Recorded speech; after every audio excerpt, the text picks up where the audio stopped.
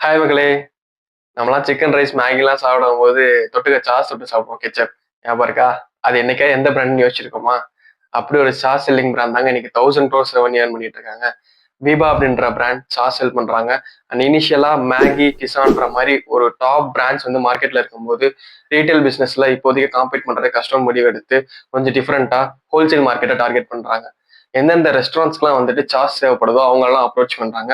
And அப்படி உங்களுக்கு கிடைச்சவங்க தான் டாமினோஸ். கிட்டத்தட்ட 70 டன்ஸ் ஆஃப் சாஸ் வந்து இவங்ககிட்ட இருந்து பர்ச்சேஸ் பண்ணியிருக்காங்க. அண்ட் இவங்க தான் இவங்களோட ஃபர்ஸ்ட் கஸ்டமர். அண்ட் இப்படியே இவங்க கம்பெனி வந்து க்ரோ ஆகுது. அண்ட் டிஃப்ரெண்டான ஸ்ட்ராட்டஜிஸ் யூஸ் பண்றாங்க. அண்ட் ஒன் ஆஃப் தி இன்டர்வியூல வந்து விரஜ் பால் அவர்கிட்ட வந்து கேட்கும்போது, எப்படிங்க உங்க பிராண்ட் சாஸை வந்து மக்கள் எப்படி விரும்பி சாப்பிட்றாங்க அப்படின்னு கேட்டதுக்கு அவர் சொல்றாரு, நாங்க தான் வந்து பேக்கேஜ்லயும் கொஞ்சம் இனோவேஷன் கொண்டு வரணும்னு முடிவு பண்ணோம்.